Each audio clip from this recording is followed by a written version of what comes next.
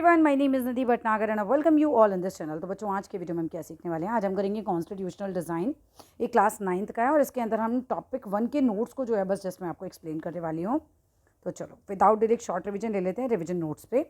There are certain basic rules that the citizens and the government have to follow. भाई देखो, कुछ जो हैं बेसिक रूल्स होते हैं जो सरकार को फॉलो करने होते हैं, जो सिटीजन्स को फॉलो करने होते हैं, और all such rules together are called the constitution.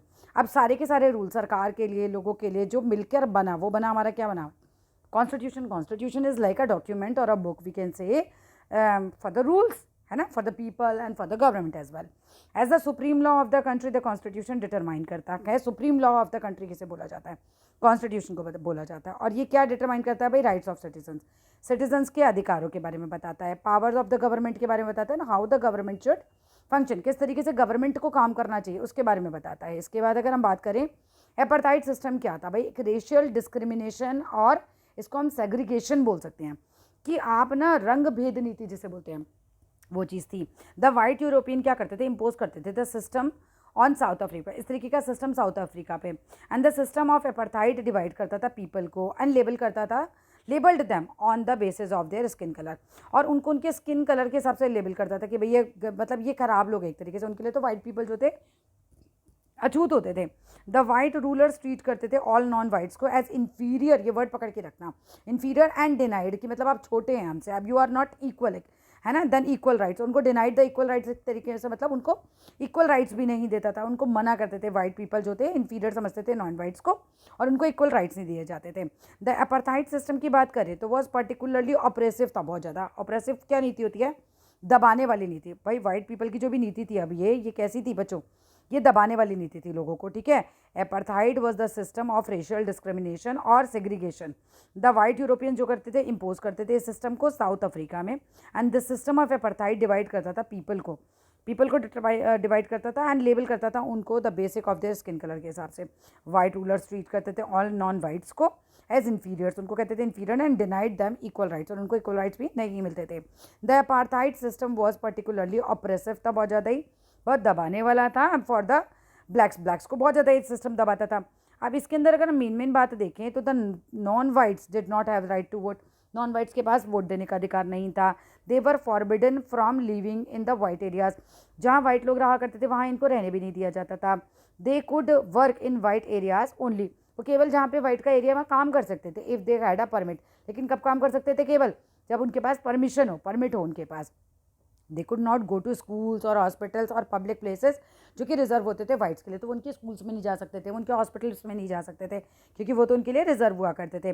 अगर हम बात करें तो यहाँ पर इतना ज़्यादा प्रॉब्लम्स थी कि trains, buses, taxis, hotels, hospitals, schools, colleges, libraries, cinema halls, theatres, ये सभी जो थे, swimming pools, public toilets were all separate for the whites and blacks, इन लोगों के लिए अलग अलग होते थे। तो इससे पता चल रहा है कि भाई कितना ज़्यादा ये यहाँ पे सेग्रीगेशन करा जा रहा है, कितना इन लोगों को मतलब सेग्रीगेट करके रखा जा रहा है, अलग रखा जा रहा है।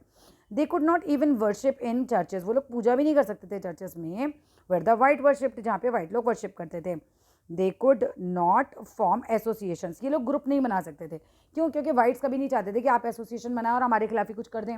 तो they were not allowed to form association और protest against the terrible treatment. अब इनके साथ आप इतना टेरेबल ट्रीटमेंट कर रहे हो, फिर भी आपको इन्होंने अधिकार नहीं दे रखा कि आप एसोसिएशन भी बना लो या प्रोटेस्ट भी कर लो।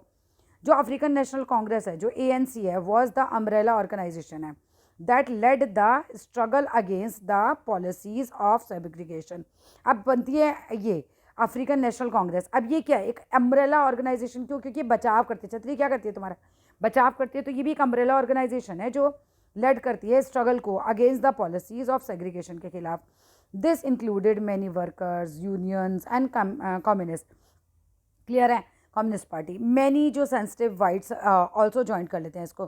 भाई जिन लोगों को भी प्रॉब्लम है वो सारे जो बहुत ज़्यादा सेंसिटिव वाइट्स हैं, जिन वाइट्स को भी लग रहा है कि हाँ इन ब्लैक्स के साथ गलत हो रहा है, तो इंसान ही ना, तो जिनमें ह्यूमैनिटी जागृत हो गई भैया, उन्होंने भी ज्वाइन कर लिया इस ANC पार्टी को to oppose apartheid and played a leading role. और वो लोग लीडिंग रोल अदा करते हैं इन दिस स्ट्रगल में टूवर्ड्स अ न्यू कॉन्स्टिट्यूशन, नई कॉन्स्टिट्यूशन की तरफ। फाइनली अगर हम बात करते हैं, at the midnight of 26 April 1994 में क्या होता है?